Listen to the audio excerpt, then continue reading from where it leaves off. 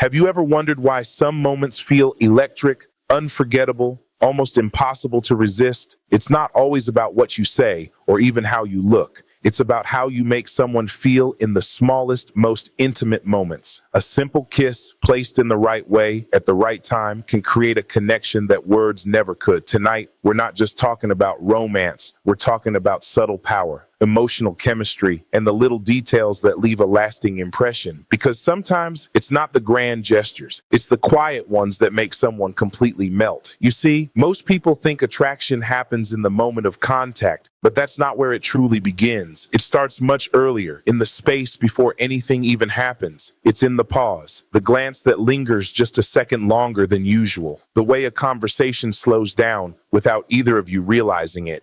That's where anticipation is born, and that's where real connection starts to build. Because when everything is rushed, when there's no space to feel, nothing has time to grow. But when you allow a moment to breathe, when you let silence exist without trying to fill it, something shifts. There's a quiet tension that forms, not uncomfortable, but charged. It's the kind of tension that makes someone hyper aware of your presence, of your energy, of every small movement. And suddenly, it's no longer just a casual interaction. It becomes something they feel. Think about it. The most memorable moments in life are rarely the ones that happen instantly. They're the ones that build, the ones where your heart starts to beat just a little faster because you sense something is about to happen, even if you can't explain why. That's what anticipation does. It pulls someone in without force. It creates curiosity, and curiosity is powerful. When someone starts wondering what you're about to do, how you're about to move, or what that moment might lead to, they're already emotionally invested. And the key here is patience. Not hesitation, not fear, but intentional patience. It's choosing not to rush into the obvious. It's allowing eye contact to say what words don't need to. It's letting your presence be felt before your actions are. Because when someone feels seen, when they feel that you're fully there in that moment with them, the connection deepens naturally. You're no longer just another person in their space. You become the moment they're experiencing. There's also a quiet confidence in this. The ability to slow things down shows that you're not desperate for a reaction. You're comfortable with the silence, comfortable with the unknown. And that kind of energy is incredibly attractive because it puts the other person at ease. It gives them space to lean in emotionally rather than feel pushed or overwhelmed. And here's the truth. Anticipation isn't about manipulation. It's about awareness. It's about understanding that emotions don't respond to speed. They respond to depth. When you slow down, you give someone the chance to actually feel what's happening instead of just reacting to it. You turn a simple moment into an experience. So instead of thinking about the action itself, focus on everything that comes before it. The energy you create, the connection you build, the silence you allow. Because when anticipation is done right, the moment doesn't just happen. It's felt, remembered, and replayed long after it's gone. And that's what makes it impossible to resist. And once you understand the power of anticipation, something else becomes clear. Intensity is not what makes a moment meaningful. In fact, it's often the opposite. The more you try to force a feeling, the more it slips away. But when something is subtle, when it's gentle and unspoken, it has room to grow into something much deeper because subtlety invites curiosity. It leaves space for interpretation, for imagination, for emotion to unfold naturally. When everything is obvious, when every move is predictable, there's nothing left to discover. But when your actions are soft, almost effortless, they carry a different kind of weight. They feel real, not performed, and that's what people respond to. Not perfection, not intensity, but authenticity. Think about how powerful the smallest gestures can be. A light touch that isn't expected, a moment of closeness that feels natural, not planned. These things don't overwhelm the senses. They draw someone in. They make a person pause, reflect, and feel something they didn't see coming. And that feeling, because it wasn't forced, lingers much longer. There's also a level of emotional intelligence in choosing subtlety. It shows that you're aware, that you're paying attention not just to what you want, but to what the other person is feeling. You're not trying to take over the moment. You're sharing it, and that creates trust. When someone feels safe, When they feel understood without needing to explain themselves, they open up in ways they normally wouldn't. Intensity, on the other hand, can sometimes feel overwhelming. It can create pressure where there should be ease. It can make a moment feel rushed instead of meaningful. And when someone feels rushed, they don't fully experience what's happening. They just react to it. But when you slow things down and let your actions be gentle, you give them time to feel everything. And that's where real connection lives, in that space where nothing is forced. Subtlety also carries confidence. It says you don't need to prove anything. You're not trying to impress. You're not trying to rush to a result. You're simply present. And that kind of presence is rare. It stands out because most people are so focused on doing more, saying more, being more. But sometimes doing less creates more impact. When a gesture is soft, it feels intentional. It feels like it came from a genuine place, not from expectation or habit. And people can sense that. They can feel the difference between something that's done to get a reaction and something that's done because it felt right in that moment. One feels forced, the other feels natural, and natural always wins. So instead of thinking about how to make something more intense, think about how to make it more real, more present, more connected. Because when a moment is subtle, it doesn't just pass by. It stays. It settles into memory in a way that loud, exaggerated gestures never can. And in the end, it's not the strongest move that leaves the deepest impression. It's the one that feels the most genuine. And when you begin to understand both anticipation and subtlety, you start to realize something even deeper. Physical gestures, no matter how gentle or well-timed, only truly matter when there's an emotional connection behind them. Without that, even the most perfectly executed moment feels empty. But when emotion is present, even the simplest touch can feel unforgettable, because at the core of every meaningful interaction is a desire to feel seen, to feel understood, to feel like you matter in that moment. And that doesn't come from technique. It comes from presence. It comes from genuinely paying attention to the person in front of you, noticing the small details, the shifts in their energy, the way they respond to you. When someone feels that level of attention, something changes. They begin to relax. They begin to trust. And that trust is what transforms a simple moment into something much more powerful. You can't fake this kind of connection.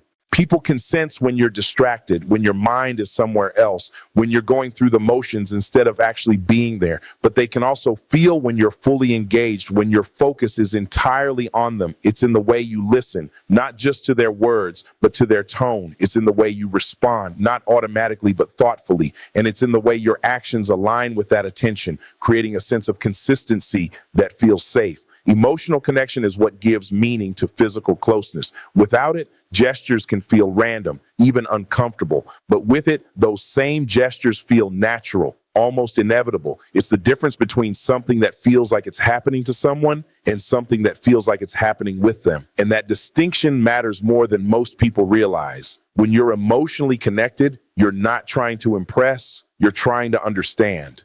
You're not focused on the outcome, you're focused on the experience. And that shift changes everything. It removes pressure. It removes the need to perform. Instead, it creates a space where both people can simply be themselves without fear of being judged or misunderstood. There's also a certain depth that comes with this kind of connection. It allows moments to unfold naturally without forcing them into a specific direction. When you're tuned into someone emotionally, you instinctively know when to move closer, when to pause, when to let the moment breathe. You're not guessing. You're responding, and that responsiveness makes everything feel more aligned, more real. And here's the truth. People don't remember actions as much as they remember how those actions made them feel. A small, meaningful moment backed by genuine emotion can stay with someone far longer than something grand but disconnected, because emotion is what creates memory.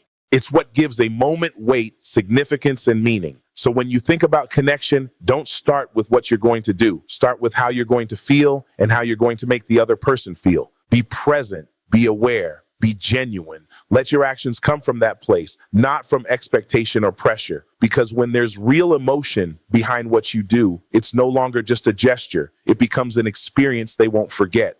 Expand key point 4 into a 600 words segment, flowing naturally within the speech and maintaining alignment with the overall key points. Avoid any headings and ensure the tone is seamless and conversational. Conclude with only the necessary closing line for impact and don't mention name and write it like is giving speech. And once you have anticipation, subtlety, and emotional connection working together, there's one element that quietly determines whether a moment feels ordinary or unforgettable, and that is timing. Because even the right gesture done at the wrong time can lose its meaning. But when something happens at just the right moment, it feels almost effortless, like it was meant to happen all along. Timing isn't about perfection. It's about awareness. It's about being so present that you can feel when a moment is naturally opening up instead of trying to create one out of nowhere. Most people miss this because they're too focused on what they want to do next. They're thinking ahead, planning, trying to control the outcome. But real connection doesn't respond to control, it responds to flow.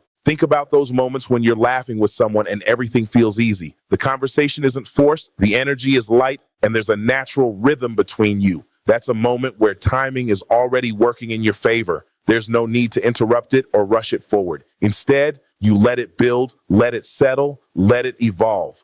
And then when the energy softens, when the laughter fades into a quieter space, that's where timing begins to reveal itself. It's often in those transitions that the most powerful moments exist, not in the loud, obvious parts, but in the quiet shifts in between. When a conversation slows down, when eye contact lasts just a little longer, when neither of you feels the need to speak right away, that's not an empty space. That's an opportunity. And recognizing that opportunity is what separates a forgettable moment from one that stays with someone. There's also a level of emotional sensitivity involved in timing. It requires you to be tuned in, not just to yourself, but to the other person, to notice when they're comfortable, when they're open, when they're fully present with you. Because timing isn't just about when you feel ready, it's about when the moment feels right for both of you. And that only happens when you're paying attention. When you get this right, everything feels natural.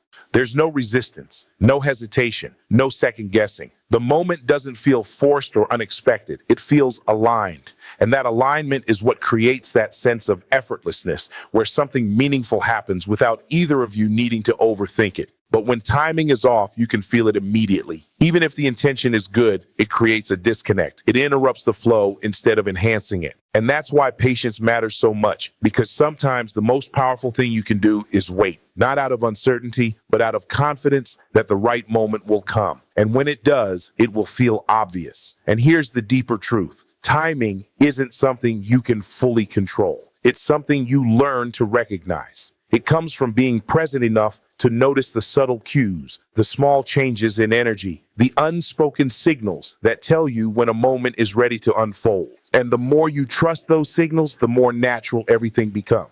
So instead of trying to create the perfect moment, focus on being aware of the moment that's already happening. Let it guide you, let it build, let it unfold at its own pace. Because when something happens at exactly the right time, it doesn't just feel right, it feels unforgettable. And when timing begins to work in your favor, there's another layer that quietly amplifies everything we've been talking about. And that's the power of the unexpected. Because no matter how strong the connection is, no matter how present you are, the human mind is naturally drawn to what it doesn't see coming. It's in those unplanned, unforced moments that emotions tend to hit the deepest. You see, when everything is predictable, the experience becomes comfortable, but not necessarily memorable. People start to anticipate the same patterns, the same responses, the same rhythm. And while comfort has its place, it doesn't always create excitement. It doesn't spark that emotional shift that makes someone pause and feel something different. But when something unexpected happens, something small, something subtle, it breaks that pattern in the best possible way. And this isn't about doing something dramatic or out of character. In fact, the most powerful unexpected gestures are often the simplest ones. It could be a moment of closeness when they didn't expect it, a soft shift in energy when everything felt casual just seconds before. These are the kinds of moments that catch someone off guard, not in a jarring way, but in a way that makes them feel something instantly. Because when the mind is surprised, it becomes more present.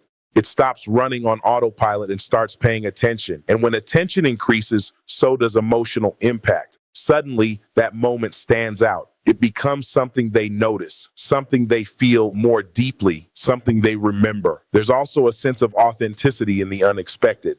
When something isn't predictable, it feels real. It doesn't feel rehearsed or planned. It feels like it happened because the moment called for it. And that's what makes it powerful. It shows that you're not just following a script, you're responding to the connection as it unfolds. But here's where balance matters. The unexpected only works when it's grounded in everything we've already talked about: anticipation, subtlety, emotional connection, and timing. Without those, it can feel random or confusing. But when it's built on that foundation, it feels natural, even if it wasn't anticipated. It feels like a continuation of the moment, not a disruption of it. And the beauty of this is that it doesn't require effort in the way most people think. It doesn't require planning out what to do next or trying to be impressive. It simply requires you to stay present enough to recognize when a moment can shift, and to allow yourself to move with that shift instead of holding back. Sometimes the most powerful thing you can do is follow your instinct in that moment. Not overthink it, not question it, just trust that what feels right often is right. Because when you're truly connected to someone, those instincts are rarely random. They're a response to the energy you're both creating together. And those are the moments people hold on to, not the ones that were expected, not the ones that followed a clear pattern, but the ones that felt different. The ones that made them feel something they didn't see coming. Because in the end, it's the unexpected moments that turn a simple interaction into something unforgettable. And when you bring all of this together, anticipation, subtlety, emotional connection, timing, and the power of the unexpected, there's one final element that holds it all in place, and that is confidence. Not the loud, attention-seeking kind, not something forced or performed, but a quiet, grounded confidence that comes from being completely comfortable in the moment without trying to control it. Because the truth is, nothing we've talked about works if it feels pressured. The moment you try to force an outcome, the moment you become overly focused on making something happen, the energy shifts. It becomes tense, unnatural, and that sense of ease disappears. But when you're confident, you don't feel the need to rush. You don't feel the need to prove anything. You trust the moment enough to let it unfold on its own. And that kind of confidence is rare because most people are operating from a place of uncertainty. They're wondering if they're doing the right thing, if the timing is right, if the other person feels the same way. And in that uncertainty, they either hold back too much or push forward too quickly. But real confidence sits right in the middle. It's balanced, it's patient. It allows space without losing presence. You can feel this difference immediately. When someone is forcing a moment, it creates pressure. It makes everything feel rushed, like there's an expectation attached to what's happening. But when someone is confident, everything feels calm. There's no urgency, no need to rush to the next step. The moment feels complete exactly as it is. And that sense of completeness is what allows it to naturally evolve into something more. Confidence also shows in how you handle uncertainty, because not every moment will go exactly as expected, and that's okay. When you're confident, you don't panic or overreact if something doesn't align perfectly. You adjust, you stay present, you continue to engage with the same calm energy without letting doubt take over. And that consistency makes the other person feel comfortable because they know they're not being pulled into something unpredictable or overwhelming. There's also a level of respect in this kind of confidence. It shows that you're not trying to take something from the moment. You're contributing to it. You're aware of the other person's space, their comfort, their feelings. And instead of pushing past those things, you're moving in sync with them. That creates a sense of safety. And when someone feels safe, they open up more naturally. And here's the deeper truth. Confidence isn't about knowing exactly what to do. It's about being okay with not knowing and still showing up fully. It's about trusting yourself enough to respond to the moment instead of trying to control it. Because when you let go of control, you create space for something real to happen. When everything is aligned, when the anticipation has built, when the subtlety has drawn someone in, when the emotional connection is present, when the timing feels right, and when the moment carries that touch of the unexpected, confidence is what allows it all to come together without effort. It's what keeps the moment grounded, natural, and genuine. So instead of focusing on getting everything perfect, focus on being present, being aware, and being comfortable with whatever happens next. Let the moment be what it is, without trying to force it into something more. Because when confidence replaces pressure, everything else falls into place.